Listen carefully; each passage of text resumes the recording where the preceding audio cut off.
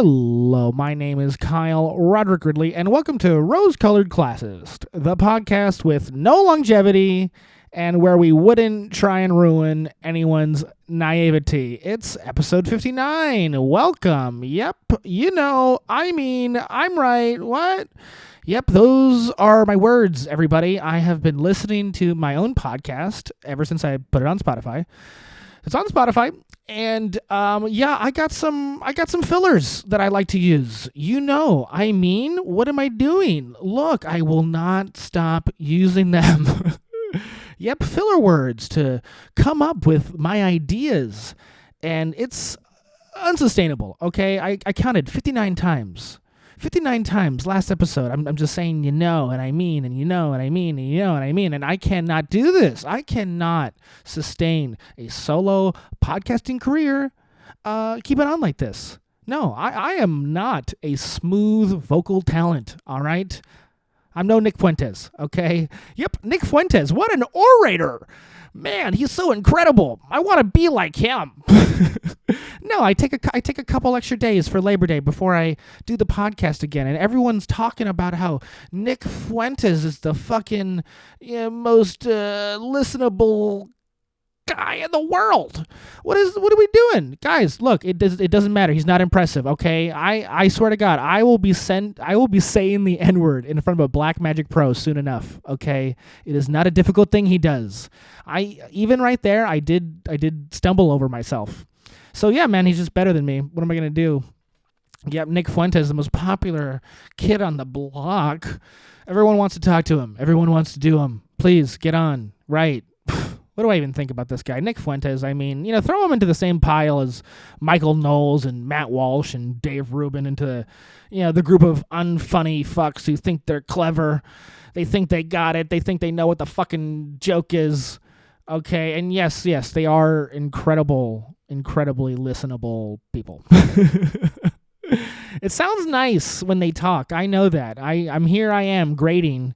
Here I am just fucking irritating, complaining about these guys, and they sound so good on the mic. Who gives a fuck what they're saying? It's like a pleasurable listen. It's like a little lo-fi beat in right-wing jargon. It's nice. I do like it.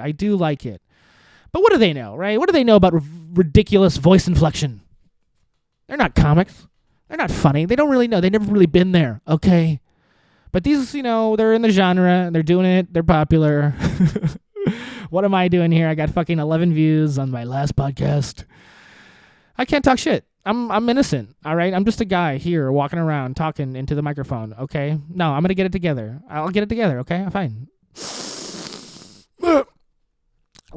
That was me getting together. No, I'm here to do the comedy, okay? Fuck what everyone else is doing. I'm here to be funny, okay? I'll figure it out, okay? I'm first gonna be a little silent so I don't stumble over myself. Gonna gather my energy, okay? I'm gonna cut myself with a sharp knife, look at the blood, keep me focused. No, who's finished watching Dexter? Anyone finished watching Dexter? Is anyone just done with all of it? Just please be. You've watched not all of it, but you're done with it. Really, talk about compulsions. I can't stop doing this podcast. I had a hard Labor Day. I labored on my Labor Day.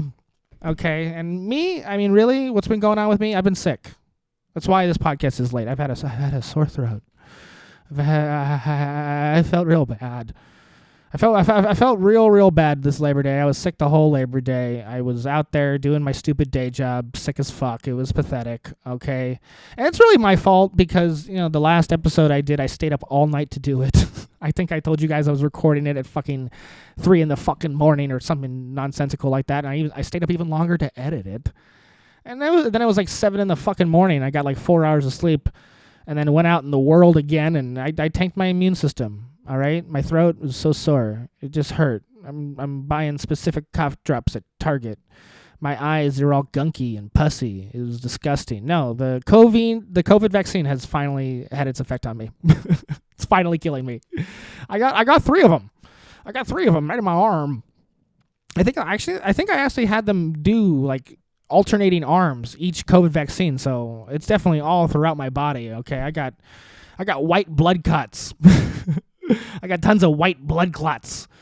No, anyone know what I'm talking about? Anyone know what I'm talking about? They're out there doing autopsies and they're finding fucking little white calamari blood clots in people.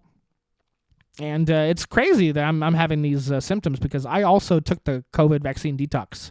Peter McCullough's COVID vaccine detox. Anyone know what I'm talking about? Bromelain, nattokinase, that other thing. I was taking a lot of them. I was really afraid. I was getting sick and I've been really afraid. I mean, I've been coughing nonstop. I still won't stop smoking weed though. Why won't I get better? Why won't I get fucking better? I'm just out there fucking running my fucking body to the ground. Yeah, I've had a seriously sore throat for 2 fucking weeks and I won't stop smoking weed. It's fucking pathetic. My voice, my only tool, my voice, my only real power in this world. It's ruined. It's pathetic. My vocal cords feel like they're gonna explode. They just feel like they're fucking just fraying like bad rope. And it's sad too, because I've met those ladies, those like smoking ladies who smoke all their fucking lives just with the thin cigarettes, and they've been smoking since they're 16 and they're crystallized. Their vocal cords are crystallized into hard material. They're out there just smoking Arabian fucking tiny cigarettes or whatever they do. Yeah, I met her process serving, and I'll tell that story in about 2 years. It was really funny, but no, I got sweat in my eye. Yeah, my body is just failing in profound ways. No, I can't. My fucking voice hurts. It hurts. My voice, it hurts, okay? And, I'm smoking, I'm doing everything that I shouldn't be doing, and I don't know what's wrong with me. I mean, I smoked cigarettes for a real long time, okay? I started when I was 18, too. I had this really fucked up idea that I would actually smoke cigarettes and it would deepen my voice. That's what I thought that I thought that smoking cigarettes would finally change my voice and maybe, allow people to not make fun of me immediately whenever they hear me. Okay, but no. My voice, it still sounds like someone fucking threw like an orchestra triangle into a ravine. They took like one of those little tiny triangles and threw it down an elevator shaft. That's what my voice sounds like. And now it just hurts on top of it. My voice hurts. I sound retarded. It's pathetic. I'm really down on myself. No, I'm honest. I'm honestly feeling like surgery is my only option at this point. Cut me open. Cut my throat open. Give me the trach me. All right, physically change my cords, please, for God's sake. Put Botox in them or something. Give me the Miley Cyrus, all right? No. I gotta accept myself. My voice. I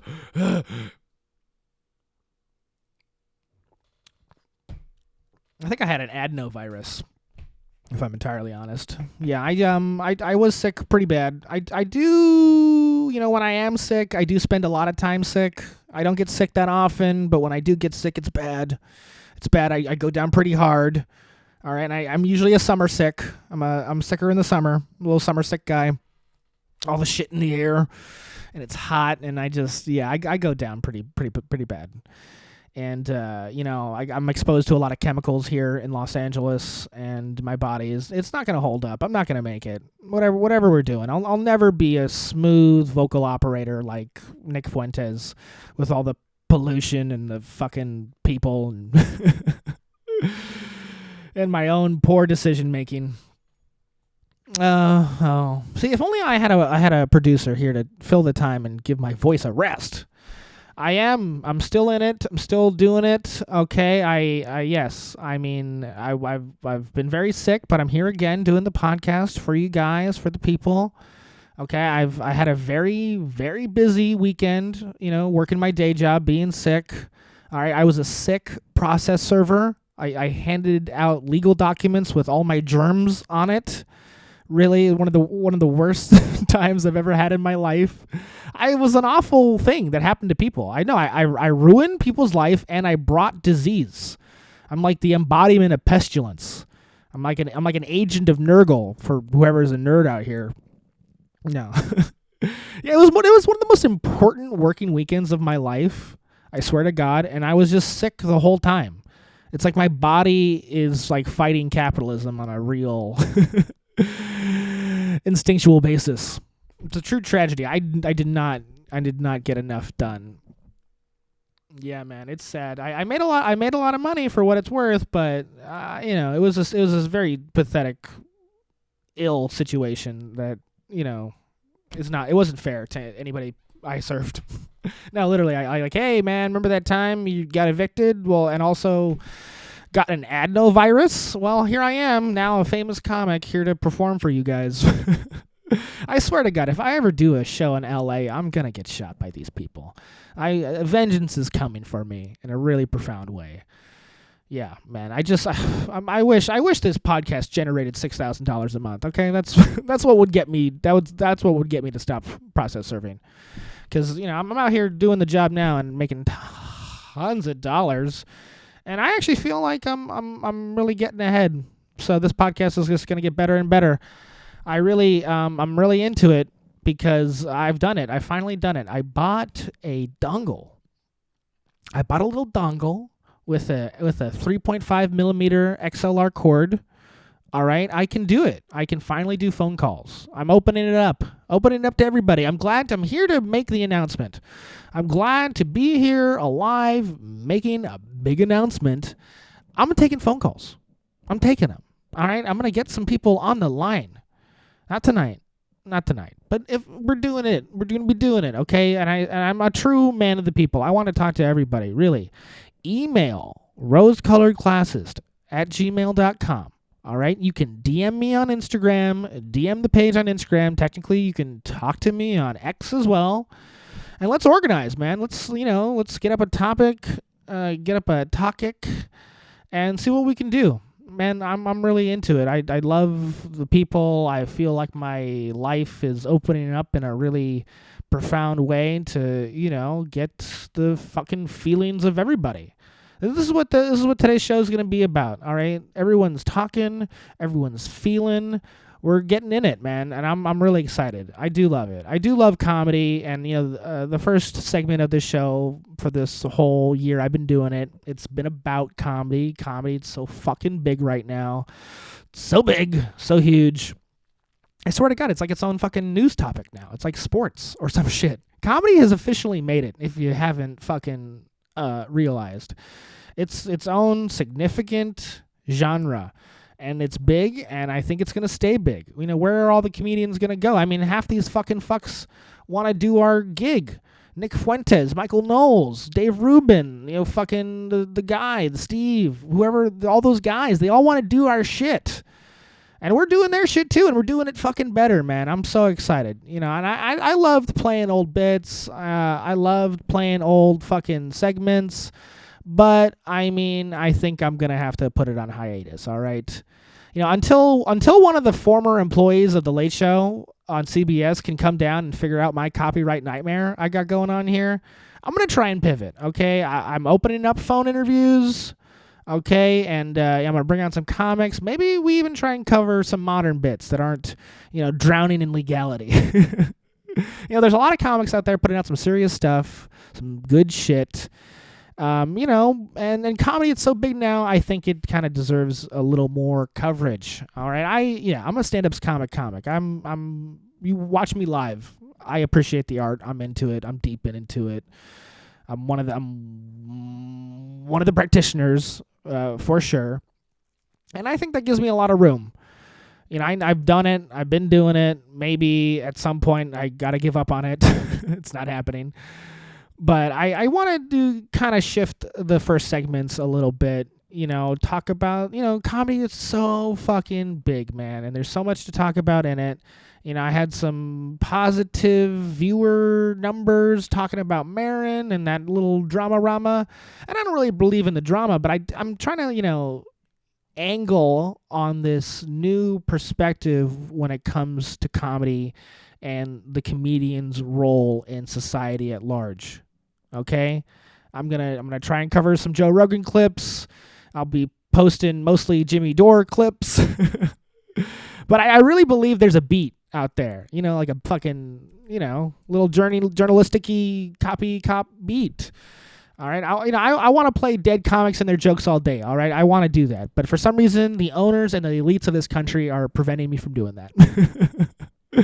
So, with my wonderful 12 viewers inside their Winnebago, we're gonna get into the little genre a little bit. Talk about the modern status, condition, whatever the fuck I'm talking about in comedy. All right, I'm not here to cover the drama. Again, I'm not gonna be weird. I'm not gonna try and ruin my career. I'm not gonna post about how certain comics and how fucking bad they suck. Okay, if I wanna talk about how people suck, I'll point my fucking aim right onto Matt Walsh and his stupid beard. All right, if I ever want to hate on somebody, I'll get on them. But I do want to get into the angle, the podcast world angle, the beat, the news. There's something to it, and I'm really gonna start with it. And on that note, we're gonna shamelessly play a Tim Dillon clip. First clip, Tim Dillon, get it with it. He's on it, and yeah, man, I listen to his show. Mostly because I don't want to sound like him. Okay, I want to hear him first and find a different diction. And it's difficult, all right? I'll be honest. I've tried not to listen to his show, but the more I don't listen, the more I sound like him, okay? I listen. I'll never get on the Patreon. But I found the less I listen to him, the more we're the same. Okay, it's a serious problem for my niche, for my little market we're trying to edge out. It's not good. It's not a good quality I have. But, I mean, you can understand how I would sound like him. Right? Our bodies are sort of built the same way, acoustically. We have a very similar acoustic body, all right? And we're going to sound a little like each other, all right? We're both fat and, are weird sexually, all right? We have the same birth defects. We're exposed to the same chemicals in gestation.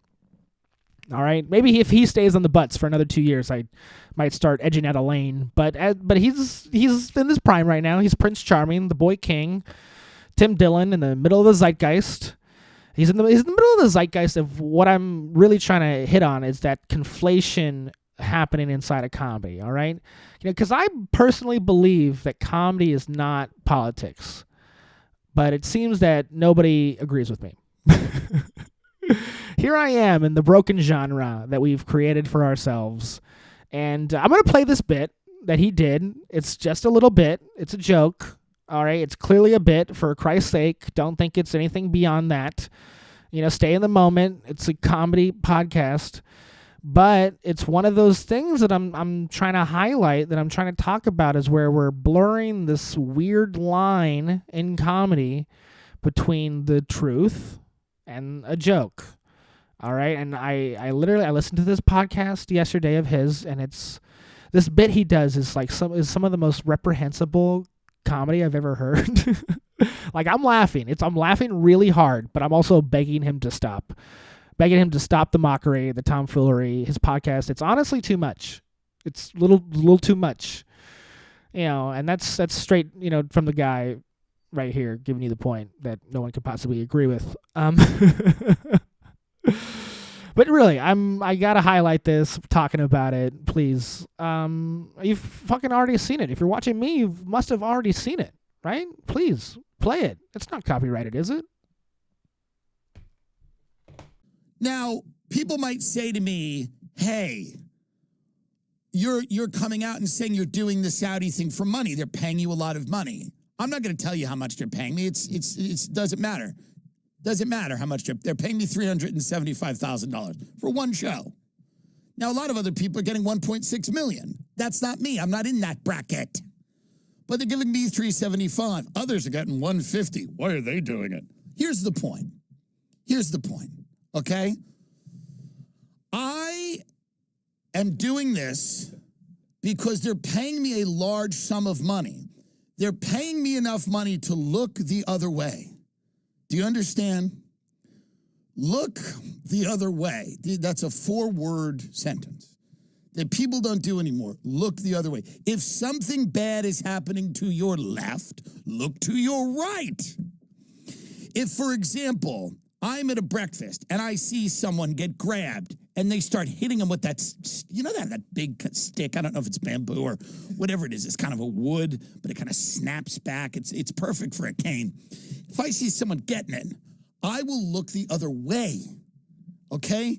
If I look the other way and I see someone being behanded, meaning they're chopping a hand off, that might be interesting to just kind of see actually how they do it, because I think they do it in kind of a sanitary way. But from what I've heard, if they're chopping a hand, I might look down.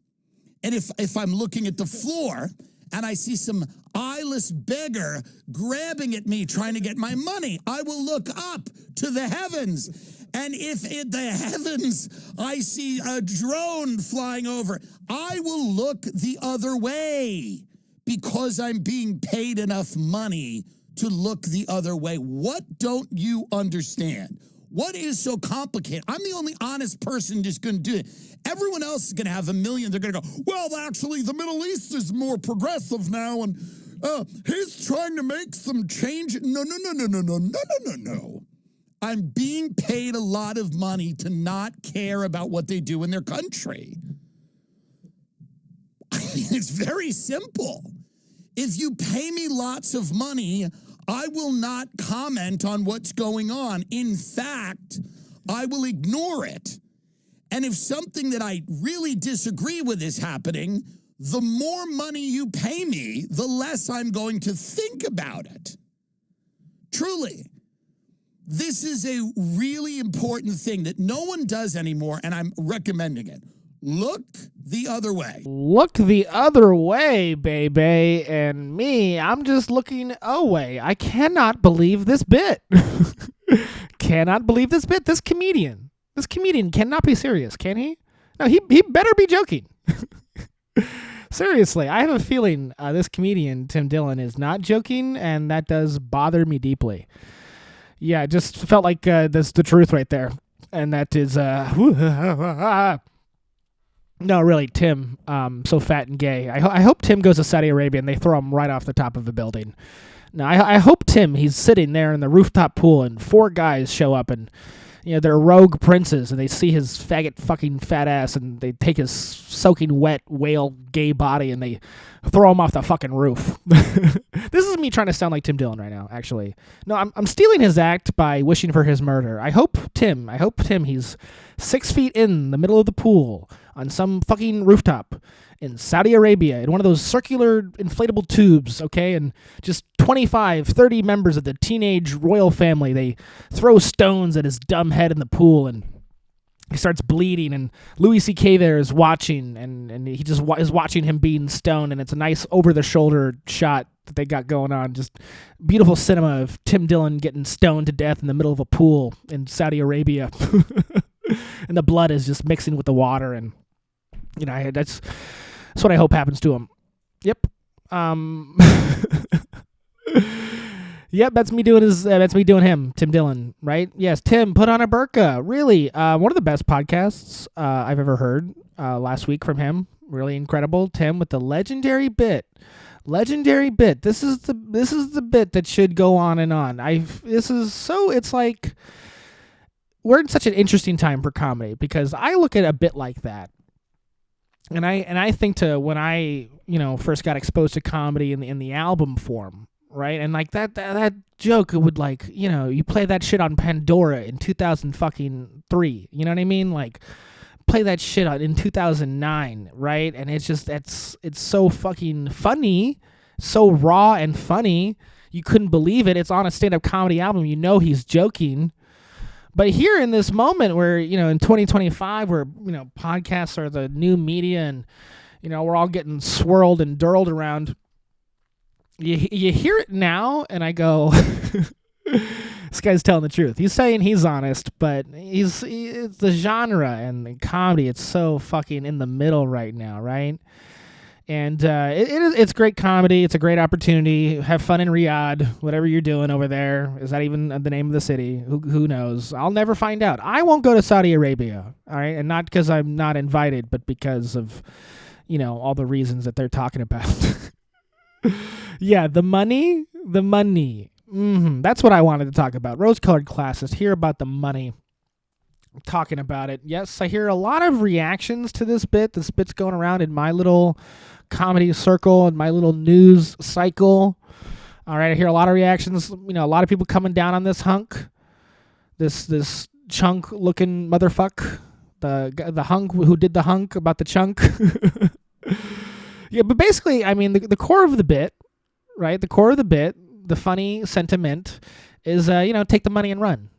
Right? This is the whole world right now. Take the money and run. We're all just living a fucking Steve Miller band line, which is a band I don't even like, really. Yeah, that band has a lot of hits for a Nepo baby, really. Steve Miller, like Tim would know him, but the bit, it's about being bought, getting paid off. You know, I will say, in this situation, which is, again, Tim is a comedian, right? You got to look at the lens that way. The rose-colored lens. You gotta only see these guys in these lights. All right, he's a comedian, and we talk about getting paid off. What is he getting paid off to do? Just to do a few jokes. All right. If anything, we could look at this event that he's talking about as a weird set at a corporate gig.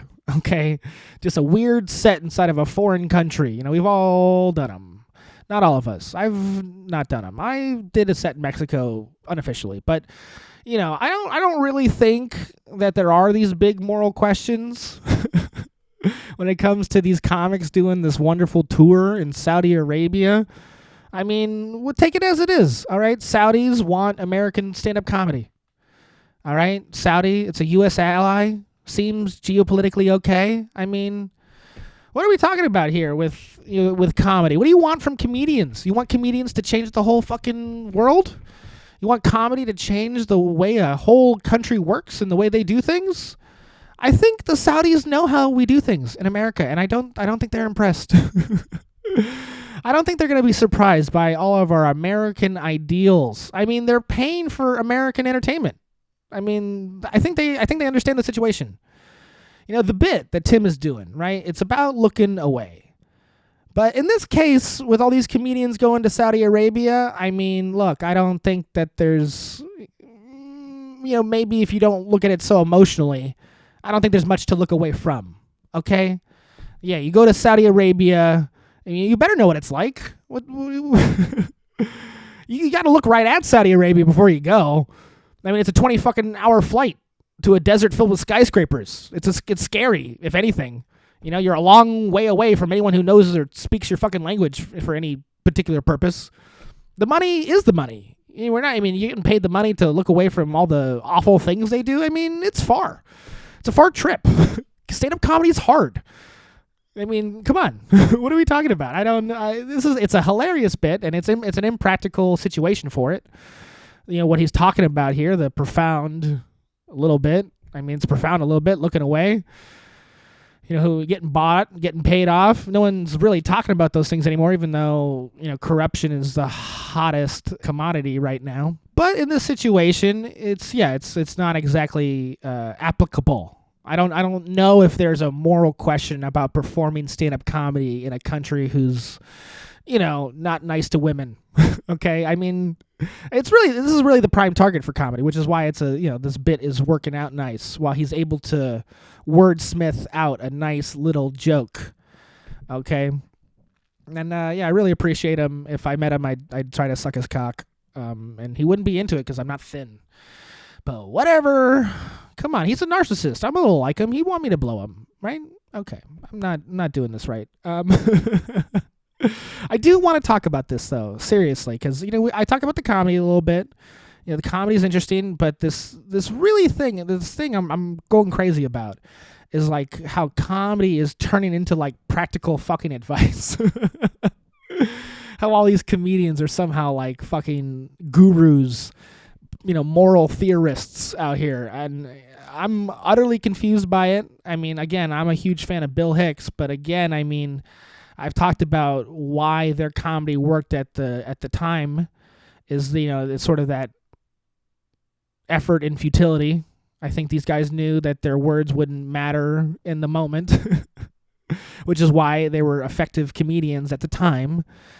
But nowadays, this bit that Tim does, getting at some real fucking moralistic, interesting question. I really do want to talk about the realistic part of it, and maybe as a comedian I could step off a little bit, but what do we think of as things to be paid off for, right? For to be paid to ignore, right? This little concept we're talking about right now. That guy, he's hanging out in the park on the bench. He's some giant yellow envelope, and you sit there with your newspaper and you look at the newspaper, and then the guy drops the envelope inside of your newspaper and you close it, and you never saw nothing. What do we think of in those cases? Why would we get paid off? Who would try and pay us off? For what? For what? Things like murder, robbery, abuse, basically everything that Saudi Arabian society lives and breathes off of. No, I'm serious. All right, yeah.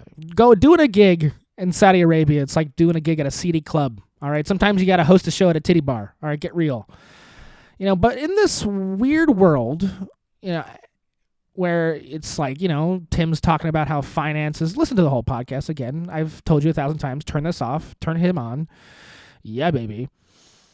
In this weird world where it's like, all our morals and principles are just fucking flimsy and empty. And we're thinking to ourselves, situations where are we going to accept the money, right? When should you accept the money in exchange for allowing injustice to thrive?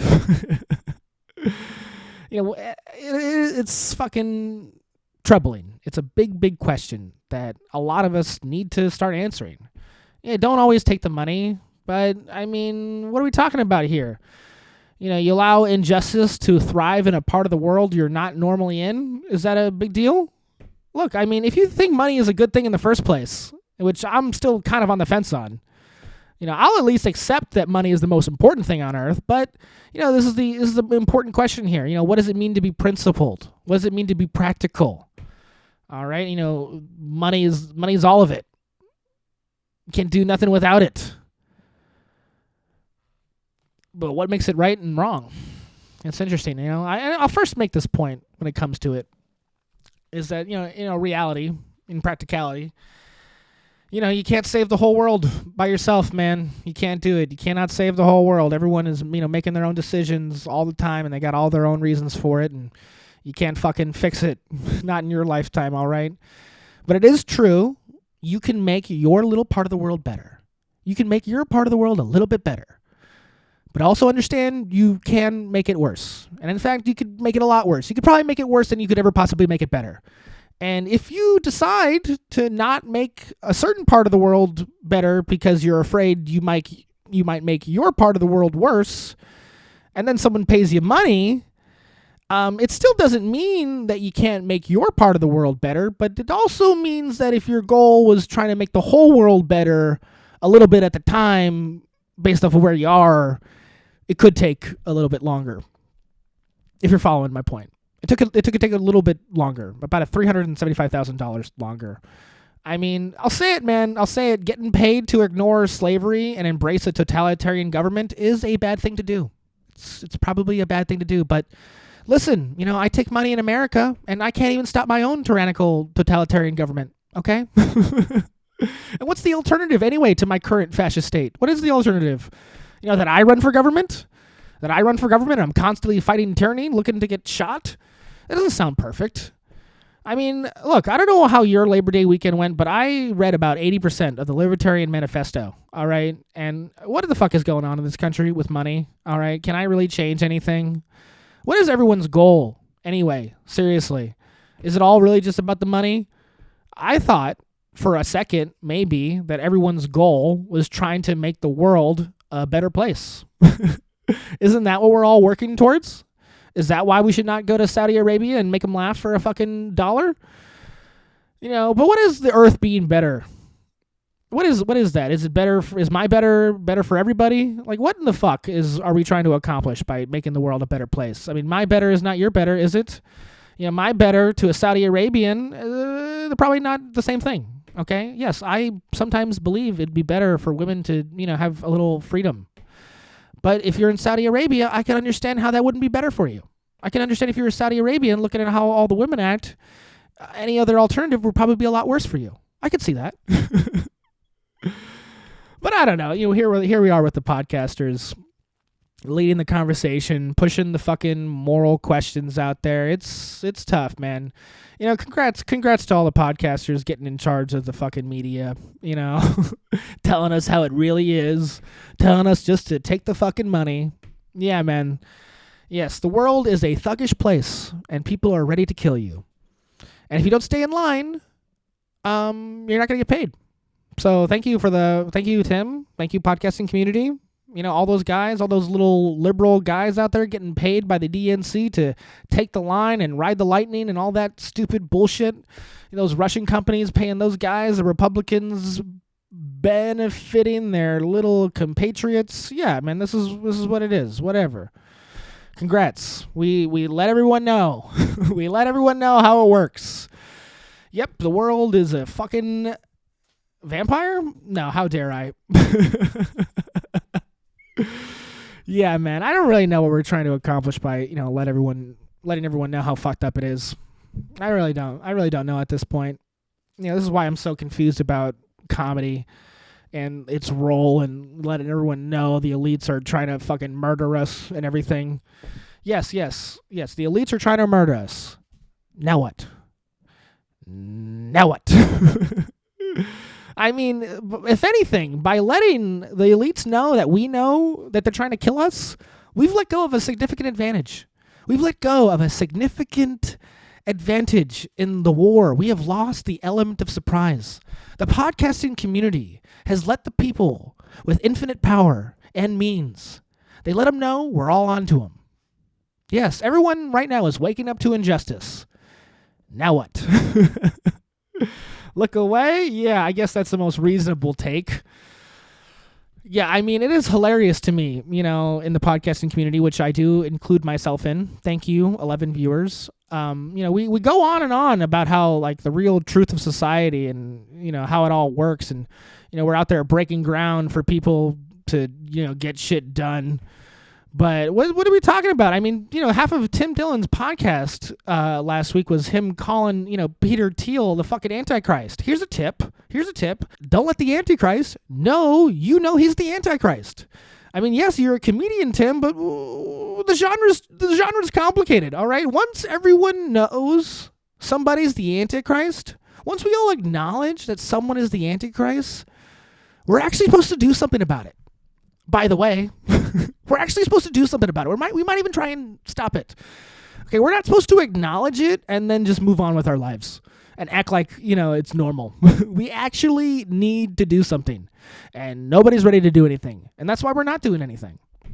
This is why we're all just laughing, listening, clicking. I mean, come on, gosh, if we're out there sincerely believing someone's out there to destroy us, ruin our lives, I'm so sorry, but we're actually supposed to start preparing to fight them. We can yell. Yelling's great. I can say and I mean all day, but if we're just doing that, acknowledging it, and then not doing anything about it, it kind of sounds like we're giving up. Okay, it sounds like maybe we're giving up. Maybe the podcaster's role is to, out loud acknowledge the futility and just like how all those comics in the past were doing, just accepting the futility and letting them ruin us. I mean, yeah, man, the people talking about these big fucking issues, but, if we're talking about these issues, we're also supposed to be leading on these issues. Right? If we're the only ones talking about it, if, people are out there making millions of dollars yapping about how we're all fucked and whining and complaining and being funny and clever and all that wonderful shit, we're actually supposed to coalesce and lead and get some people together to actually do something. But what are we even talking about? I mean, half of these guys who, out there proselytizing, I mean, what's the best advice they got to fight the elites? Get a fucking bunker? Go and hide in the bunker? Go in the fucking Joe Rogan's big fucking bunker? I don't know, man. I mean, yeah, it's just, the futility of these realistic comedian takes. I'm out of it. I mean, Yeah. I guess all we can do is just get a big bunker to fight the elites, right? Just hide. And I'd love to go see Dave Smith's bunker, right? I'm sure it's like the house in I Am Legend, Will Smith's house in I Am Legend. Just a saw house, just fucking all kinds of libertarian surprises in there. The Libertarian cookbook. You ever heard of that? I haven't. I made it up.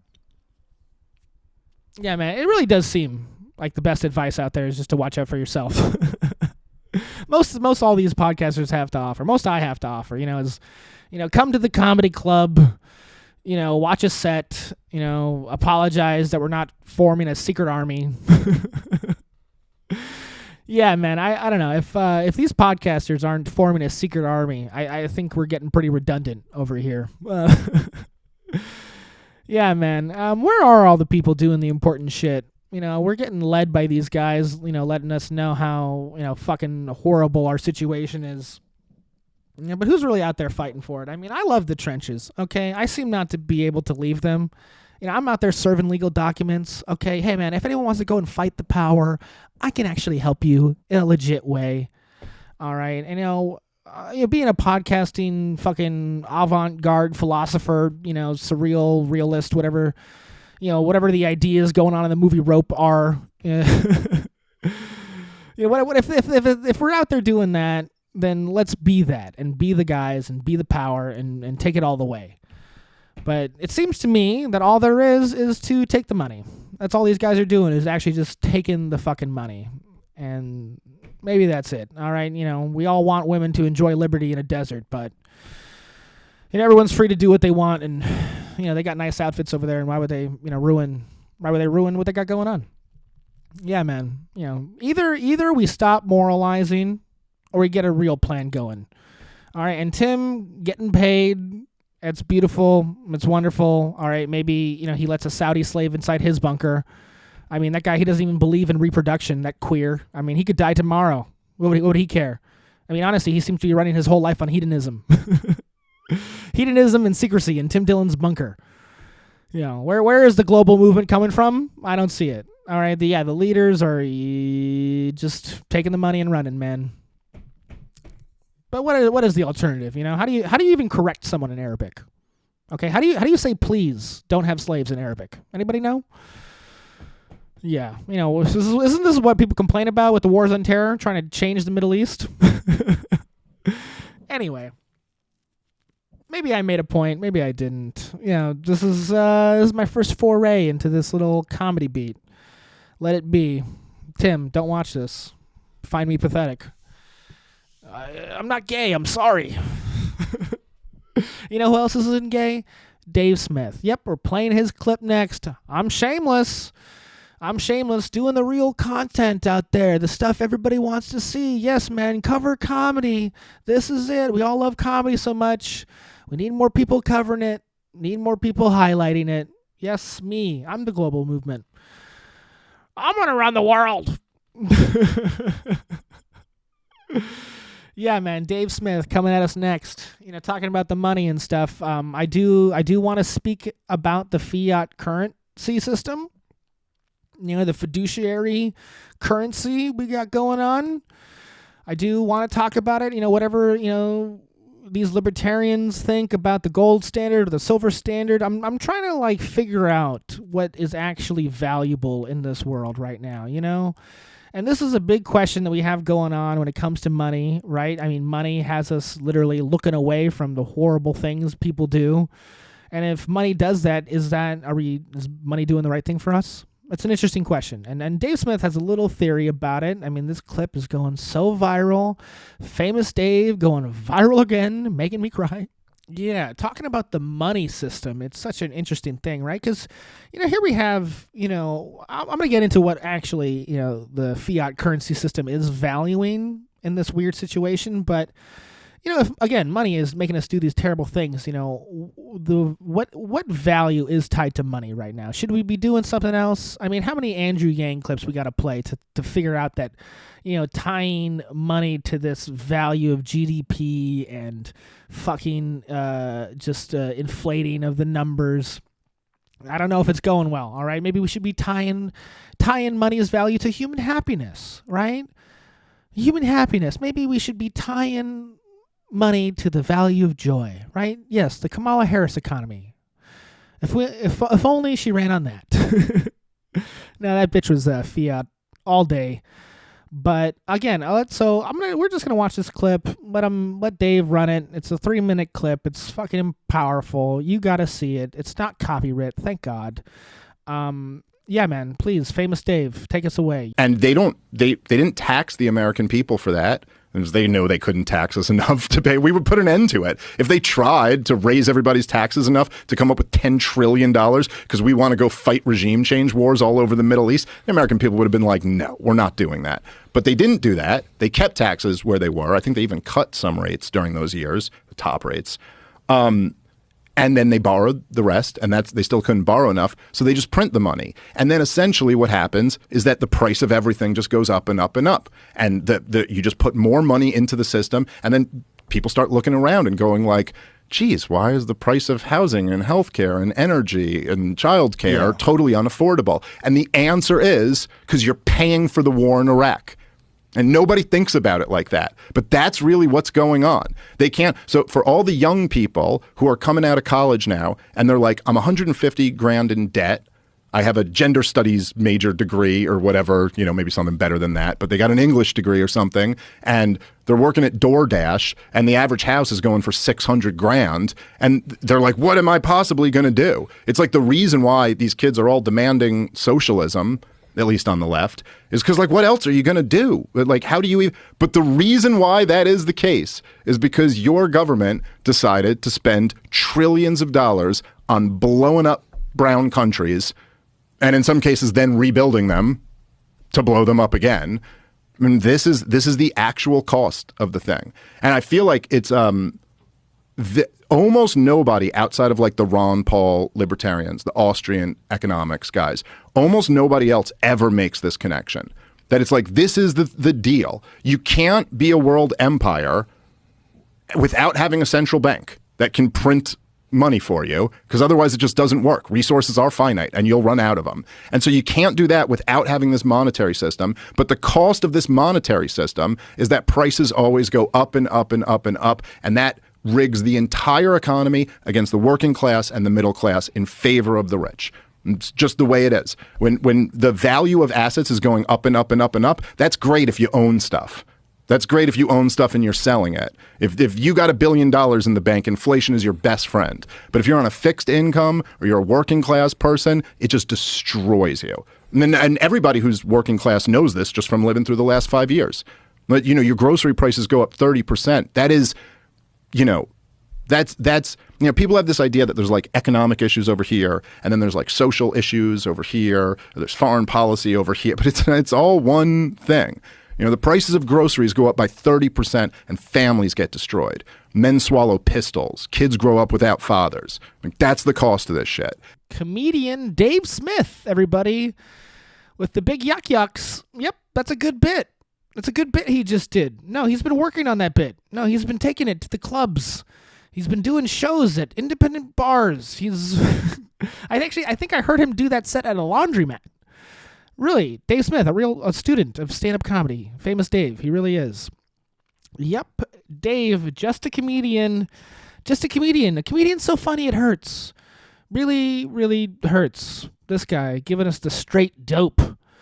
Giving us the straight dope. Is it funny? Is it a joke? No. He's a comedian being serious. Welcome to the conflation. I wonder why it's happening. Yeah, man, it's fucking inspirational, though. Right? I mean, for me, I look at something like that and go, why even try and be funny? Why would I? Why would I have to be funny? It sounds like a waste of time. I should be doing shit like that. All right? Have a point. Don't go for the joke. Just be a little curt. And... get famous, really.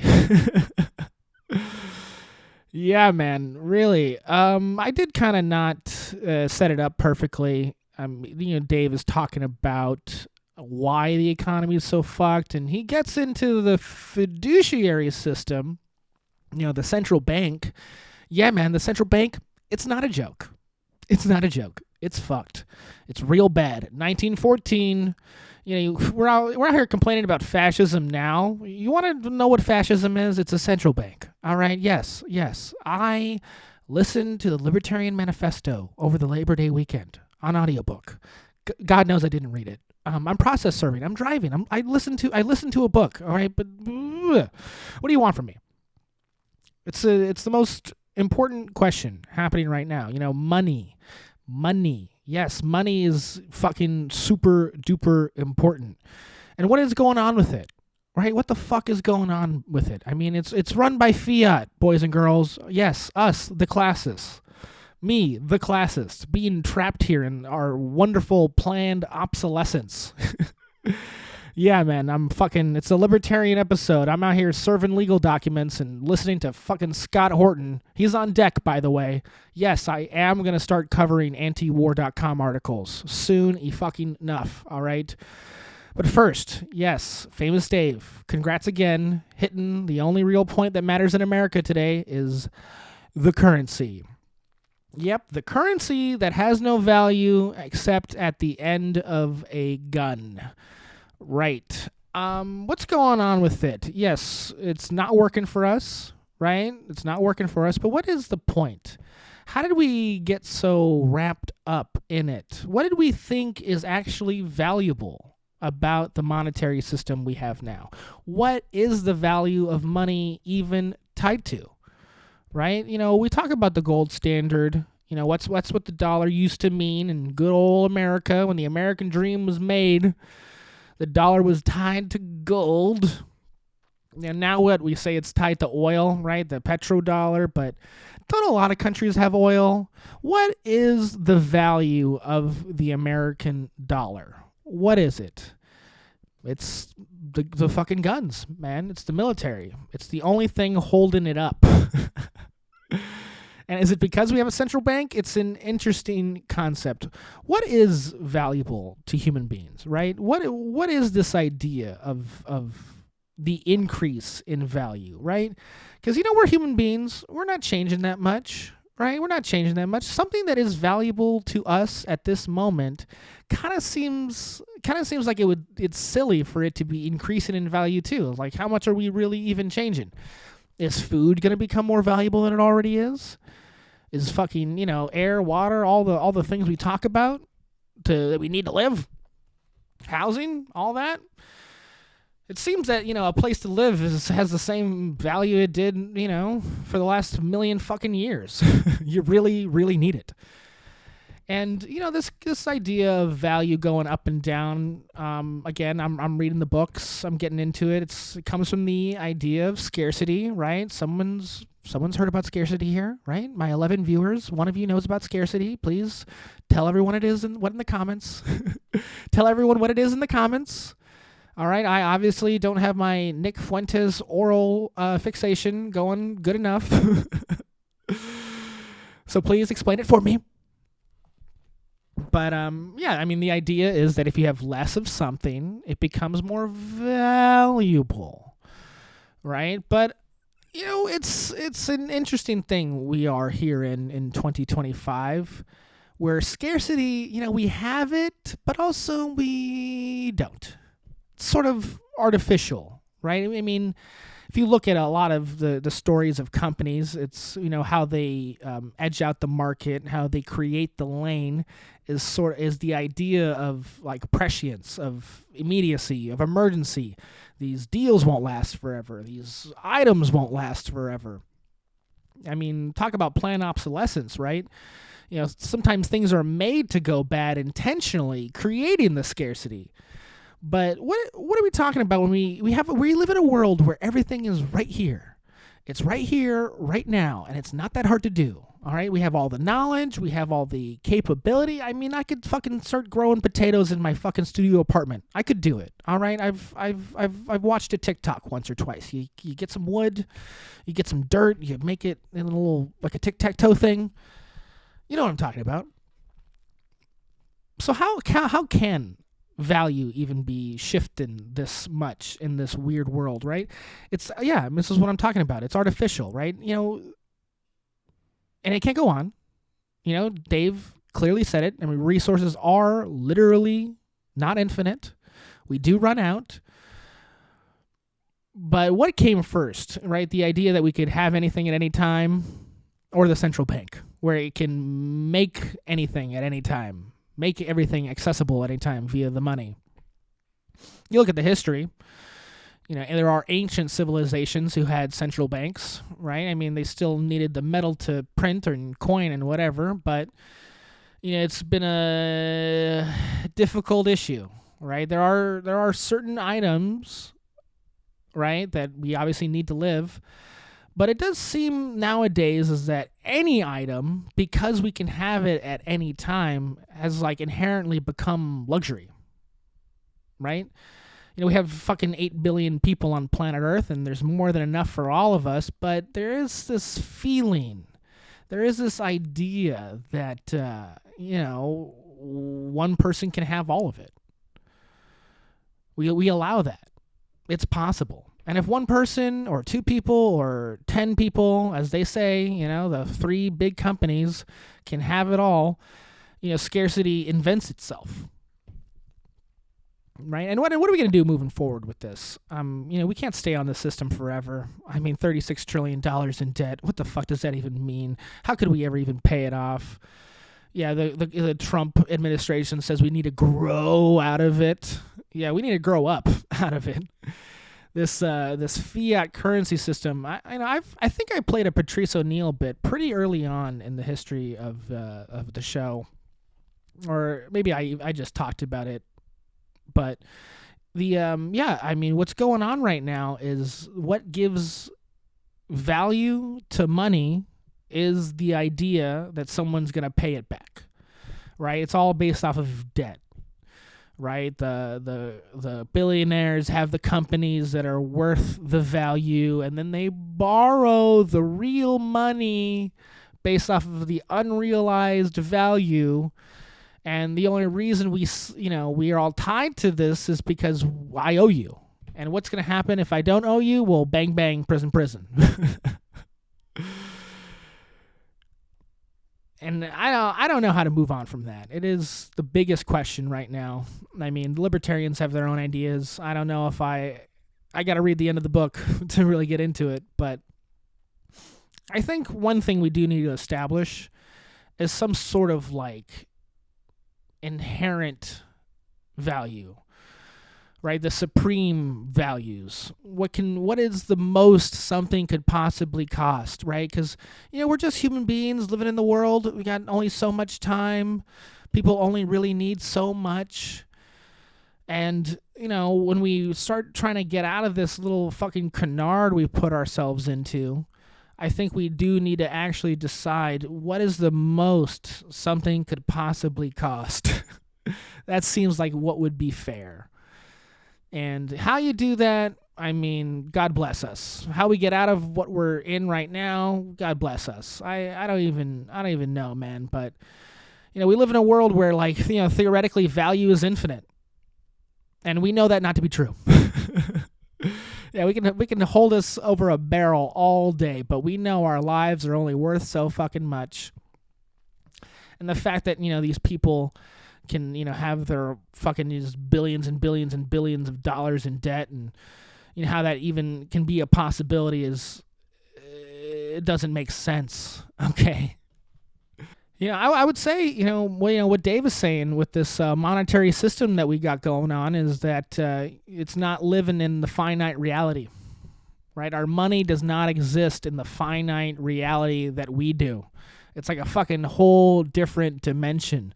And people talk about that all day, how you can fucking, what do they call it?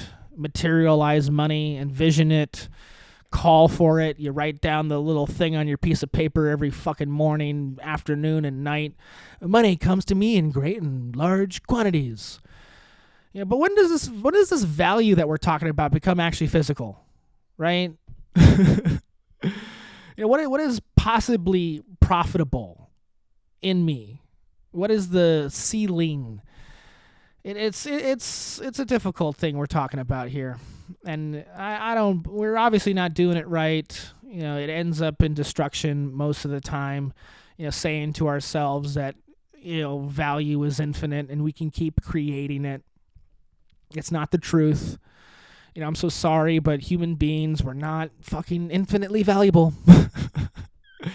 It's a tough thing to accept. It is tough to accept, but it's something we're going to be, have to do to move forward. And talking about it, with AI moving forward and technology being where it's at and seeming that anything is possible at any time, we're all going to have to get dragged to earth eventually. And what is like the limiting factor on this? How can we all actually get together and discuss this and come to accept amongst ourselves that we can't keep going on like this? We can't keep going on imagining and creating and pretending. It's not gonna it's not gonna amount for much at the end of the day, right? Yeah, I'm gonna play Scott Horton next. Yep, Scott Horton. You know him, you love him. Yep, he did 10 hours with Lex Friedman, and I found this little clip. I listened to all 10 hours, poor me. Yep, it's been 13 days since I did my last podcast, and I fucking spent 10 hours of the time listening to Scott Horton and Lexi Lex talk about all the American adventurism. But I pulled out this little clip that maybe gave me a little bit of hope. Maybe, it's sort of in line with what I'm getting to right here. All of us getting together and trying to converse with one another about how intolerable the current situation is. So please, Scott, bring us some hope, can't you? Famous Dave with the big drag on us. Can you be his little angel? Can you be his little bizarro libertarian? Keep going. Please, Scott Horton. And in that era, before the internet was what it is today, this is the real town square where you can have a host who knows something, you can have a guest who knows something, and you can have callers who know a lot more than you think they would, dude. And I remember listening to them talk about like the Texas Homesteading Act that said you weren't allowed to take out a second mortgage on your house and whatever because it was to protect the little old ladies. And they were debating over whether they should have that law or not. And I remember thinking, wow, all these people know so much about this topic that I've never heard of before. And all of these callers are just so deep on their knowledge of what they know. And whether on that issue or so many other things. The first real time I heard real AM radio in Austin, I was 16, the same year that the Davidians were killed. I was driving my first car down 183. And I said, I've lived in Austin my whole life, and I've never listened to the AM band. I wonder what it is. And the first thing I hit was KLBJ AM. And it was Johnny Walker, the great Johnny Walker, the FM rock and roll DJ, was sub-hosting. But he goes, look, I don't know anything. I'm literally just hosting this show. The guest is this guy, a surviving Branch Davidian, and we're taking your calls. And this hit me like, what? There's even a Branch Davidian alive? And they have a point of view and you can hear it? And he's live right now and he's talking and people can call in and they can, what? Because in my world that I lived in, what you know about the Branch Davidians is what you read in the Austin American Statesman or what you're told by Ted Koppel and Dan Rather. And that's all you get. And then the callers are brilliant. The callers know they're not kooks. They know exactly what they're talking about. And they'll be like, I'll tell you what happened. It was on March the 19th, blah, blah, blah. Oh, okay. So this is why I'm like this. This is talk radio to me it's like if you believe in the idea of like any kind of like so-called popular government, like if we have to settle for any sort of statism at all, you want the people to be able to have one big ass conversation with each other, right? That's why your show is so important. Because you get hundreds and hundreds and hundreds of thousands of views and listens, maybe millions if you include all the podcasts. And so for a guy like me, it's like, yeah, it's a chance to talk to a whole bunch of people, to get a bunch of people having the same conversation together instead of everybody just all spread out having their own little separate arguments and not interacting with each other. This is Noam Chomsky's thing that he talked about where, look, if you're a primate that's intelligent enough to speak, then you are a genius, right? Then you are an absolute miracle, unbelievable, impossible, circumstance, situation of your very existence. And so we all ought to be taken like at that very level. You know what I mean? Mm-hmm. Like, no matter who you're dealing with, there's something special in there, Yeah. And usually it comes with humility. Yep. Scott and Lex, humble creatures, recording 10 hours of themselves talking. Humility in clear view. Right on. Yep. Talking about the real conversation we all should be having with one another. It is a beautiful thing. I do believe in the town square. That is why I'm here in front of the camera, all right? While I'm writing, getting the lighting, sitting here and writhing. It is nice to talk and just to talk, all right? I did talk about the plan of action we need to all have if we're going to talk. It is somewhat silly just to talk. They talk about walking the walk. I love Chinese food, but the new town square, right, where, we're all here on the internet. Scott obviously is highlighting old AM talk radio, which, again, I'm not setting up perfectly. If only my producer would get on the ball. And by on the ball, I mean on the phone call and get working for me. It is, it is important to have that conversation with one another all at once and discuss about how we're all getting fucked, okay? I'm coming at this again. Really. The sincere plan we all need to be having if we're going to be talking. Yes, the wonderful power of the internet. Yes, the wonderful, beautiful power of the internet. Getting us all together to talk all at once about what? About what? The fact that we need to do something immediately. We all need to do something immediately. Why are we waiting? I'm waiting because I'm going to have to finish 10 hours of a podcast? Of the Libertarian fucking manifesto that I listened to on audiobook? Where's the stuff getting done, man? I don't know where this all goes. I really don't. I know we're supposed to do it. But we need to have something come out of it. Just having everyone believe the right thing and then voting, I wonder how that'll work out. I hope it does. Yeah, Trump got elected last time, but we weren't there yet. Podcasting hadn't gotten there yet. Once podcasting really realizes its future potential, once we really get on the ball, then we'll do all the right things, get all the decisions perfect. Yeah, Scott is right about the genius of the everyday person, which is why I'm opening up the podcast to future callers. Please email rosecoloredclasses@gmail.com. Tell me why I'm not good at this. Tell me why I should just fucking give up to Nick Fuentes and let him say all the things. Tell me now. The genius of the everyday person. It's a true thing, man. We all have that thing, that little plan, that little idea that we actually got going. And the fact of the matter is we need people to get on board with us. You got to get on board. It's wonderful to talk. It's wonderful to chat. But if we're all not believing the same thing at the end of the day, it does seem kind of dumb. It does seem kind of dumb. They're talking, and I believe they're right about most things.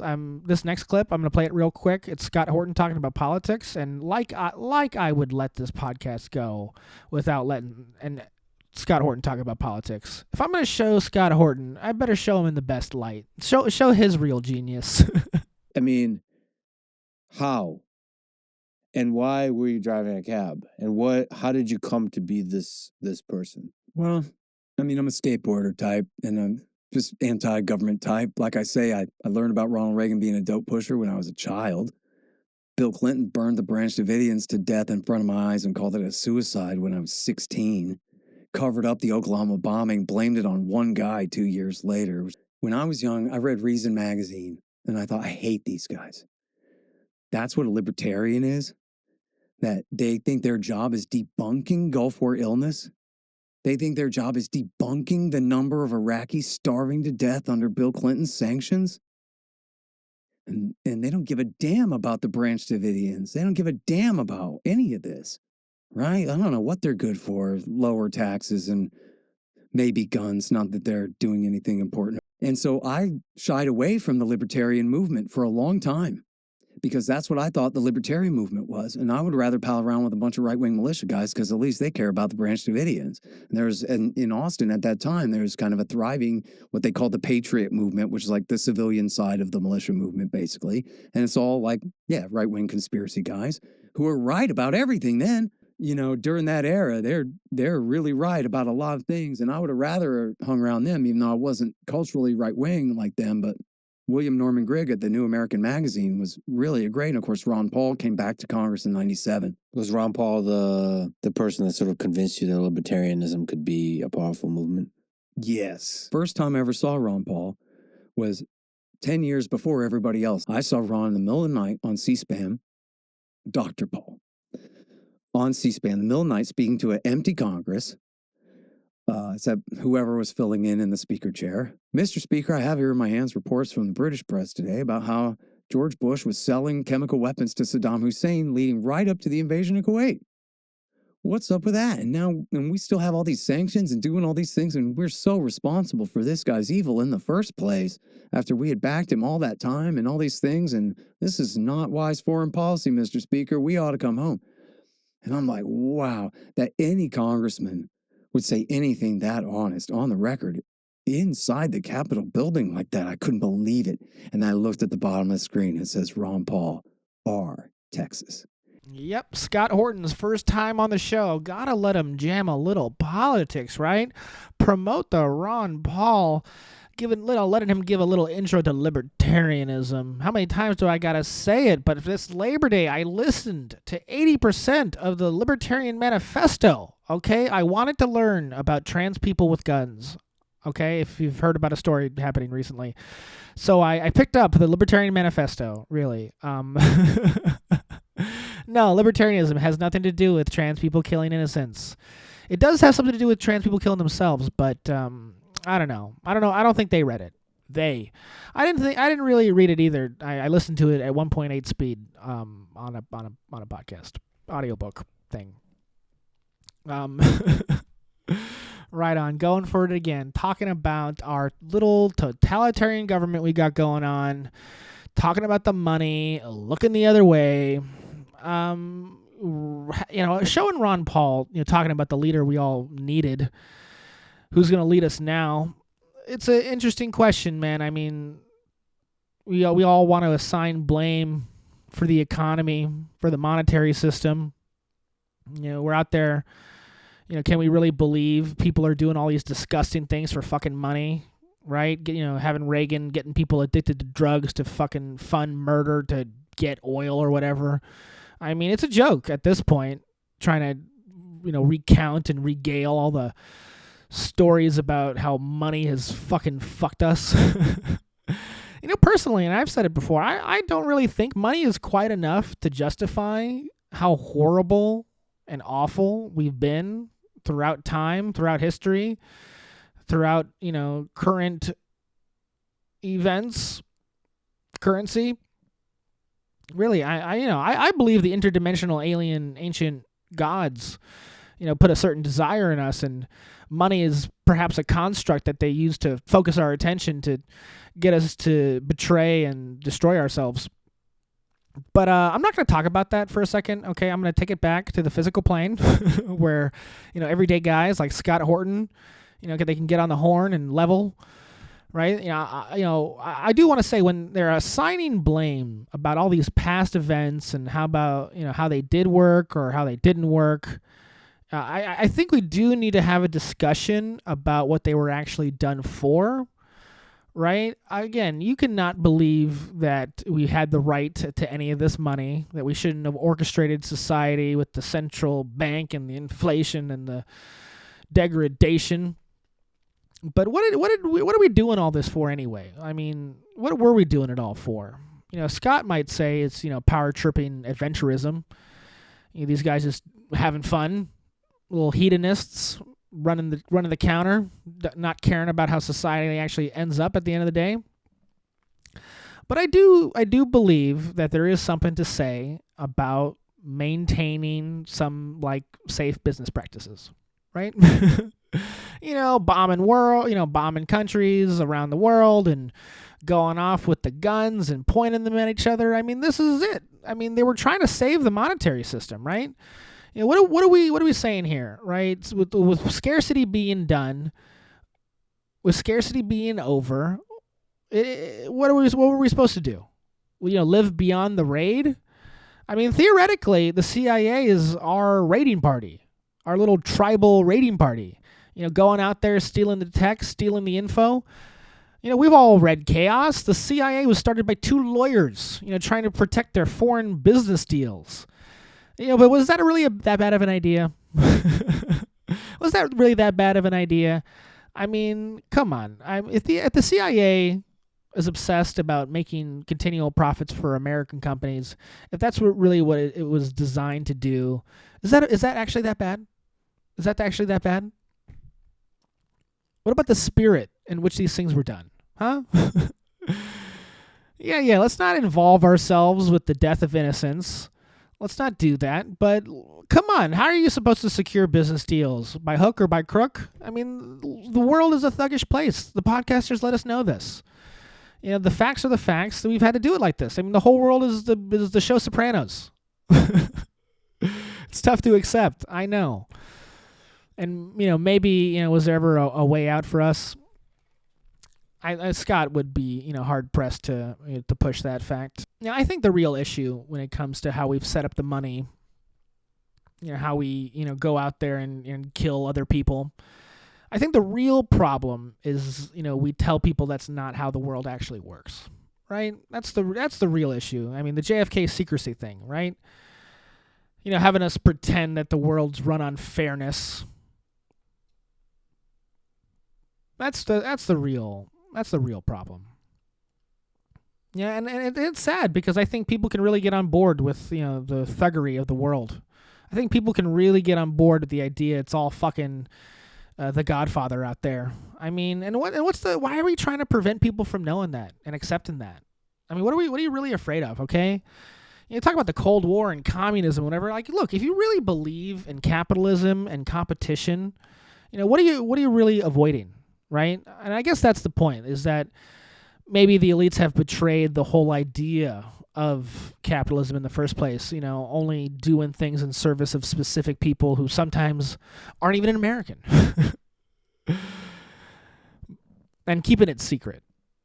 Right? Because, you know, in the competitive world, in the free market, you know, freedom is about letting everyone know what's going on and having everyone be able to account for it. You know, I had Scott mention Noam Chomsky a little earlier. I mean, Noam Chomsky could tell you something about what I'm saying right there, okay? And I don't know what it would be. You're going to have to figure it out for yourself. Follow what I say. Know Noam Chomsky's work. I have no idea what I'm talking about. I'm living the libertarian dream. I really am. The libertarian dream. Here, Rose-Colored Classist, episode 59. Playing all the boys. Getting really after it. I love Chris Cuomo. Am I going to play Chris Cuomo soon? Remember his line? Let's get after it. Yeah, he works for Patrick Bet-David now. You guys watch his Jubilee? What is my crowd really like, dude? Do they watch Jubilee? I don't watch Jubilee.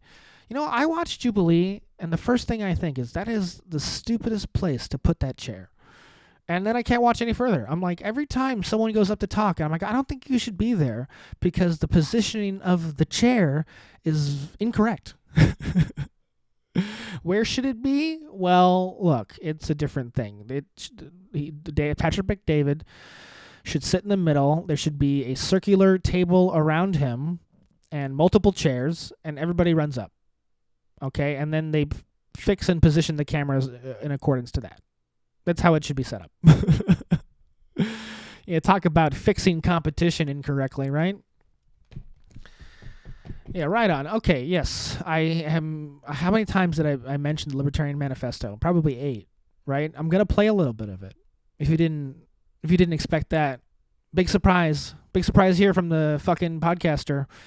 I'm gonna let you in on what I've been analyzing and incorporating and trying to believe, man, because this is the thing I've been saying. You know, we can talk all day, but unless our beliefs actually change and we create a fucking plan of action, you know, we might all just be funny up here.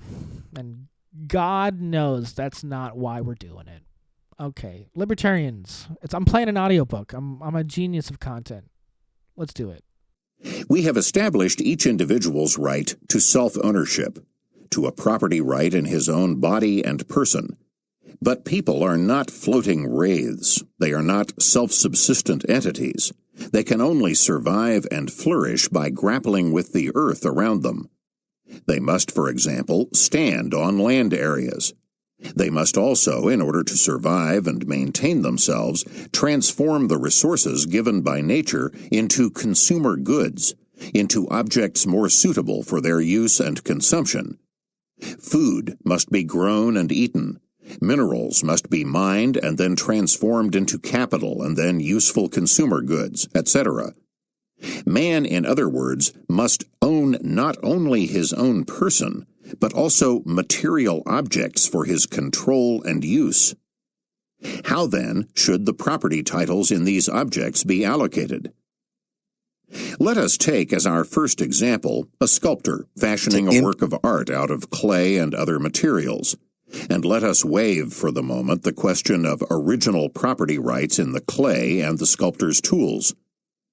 The question then becomes, who owns the work of art as it emerges from the sculptor's fashioning?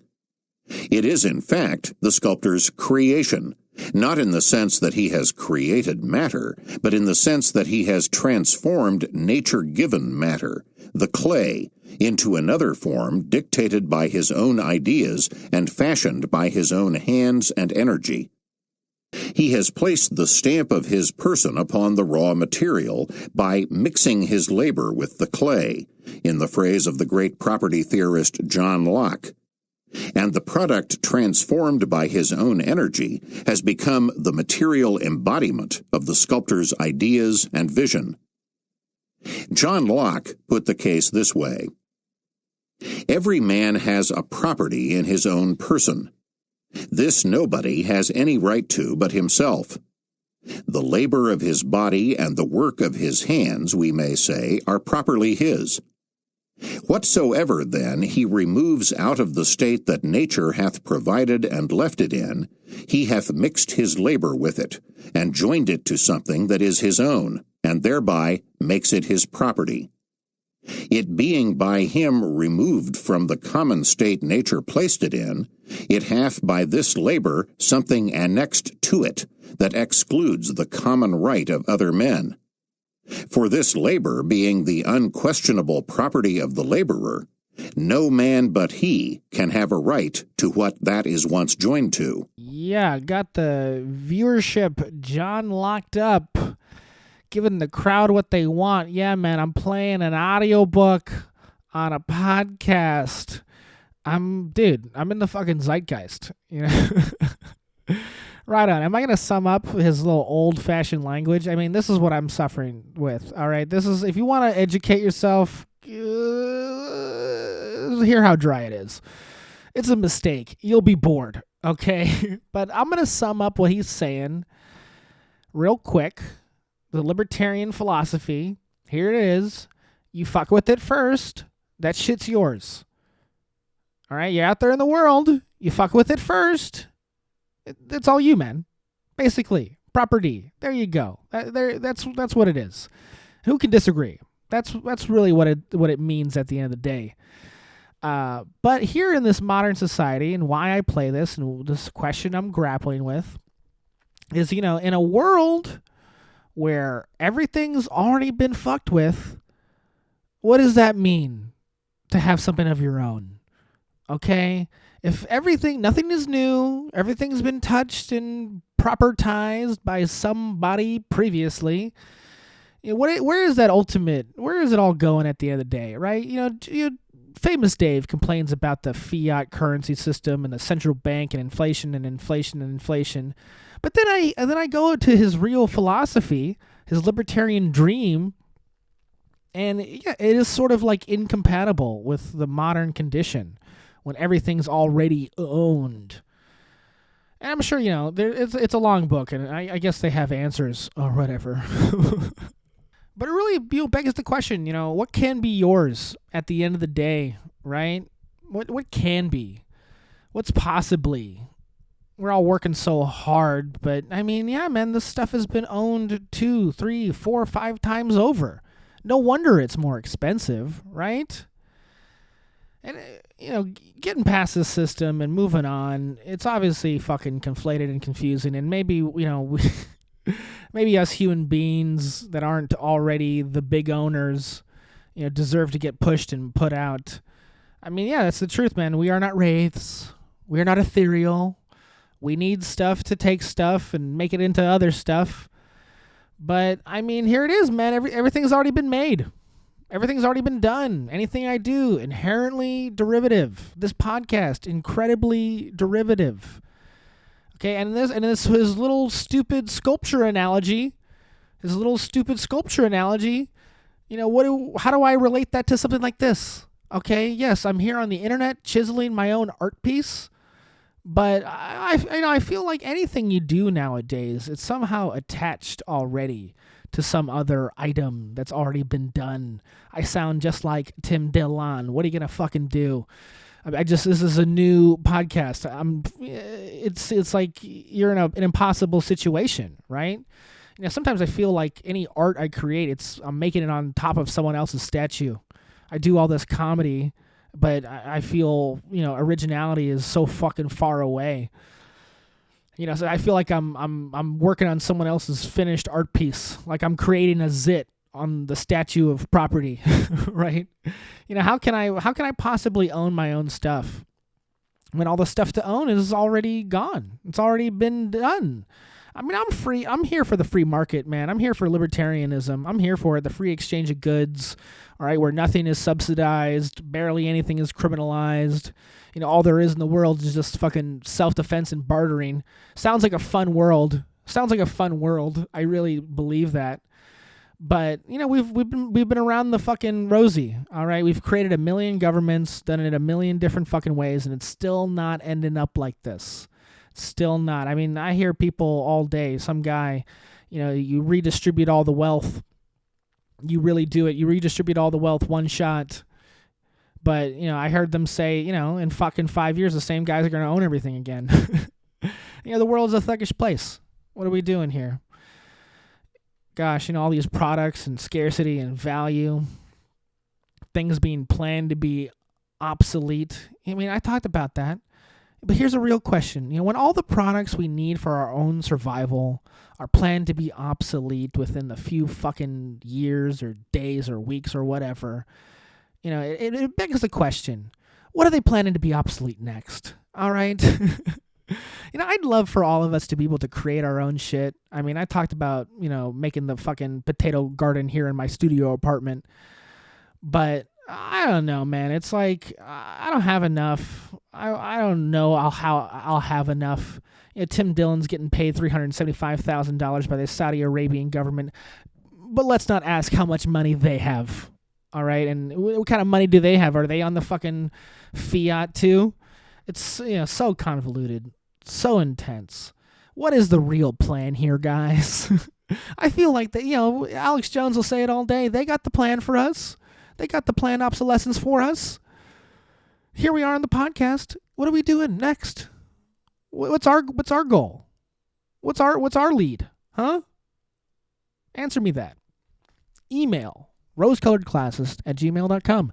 That was the podcast. I did it fucking lot of days in between. I was sick. It was Labor Day. I'm sure y'all had a good time. I really had to do this. Okay. I let the AIs not have my podcast for a week, and I know that's bad. The AIs have to grow and create the wonderful thing that the interdimensional ancient alien space gods are going to use to, power their spaceships. And I wanted to be cool. I wanted to listen to the whole, as much as I could of the Libertarian Manifesto before I started talking about it. Okay, yes, I played a book on a podcast, an audio book posted on a podcast. I'm going to cut it up. I'm going to put it on YouTube. All right, I'm going to put it on YouTube of a very poorly produced and ill-received podcast. I'm doing the content. I'm trying to be in the game, and it takes a while to get that going. Okay. What is labor in this world? I just have a bunch of questions. That's my problem with the solo podcast. I'm a big questioner, and I need people to come up with some answers. So please email rosecoloredclasses@gmail.com. We'll get you on the phone. We'll get you talking. I don't really love these like Zoom podcasts. The delays are infuriating. I have no idea how cable news survived like this. I have no idea how fucking Piers Morgan's show is surviving with the delay. This delay and delay and delay. I want it instantly. So we'll get you guys going instantly, pre-record it, put you on the phone, chat me up about whatever you got. I'm here for it. And I'll have a comedian on next week. Positively. Don't know who, don't know why, don't know what we're going to be talking about it. I'll think about it. But we're moving on, moving forward.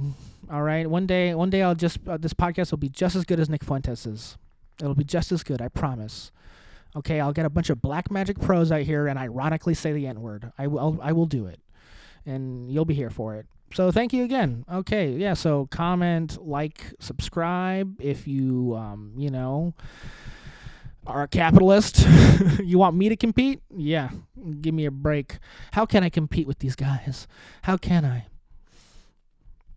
It's a tough world. All right, you got it. You wanted it.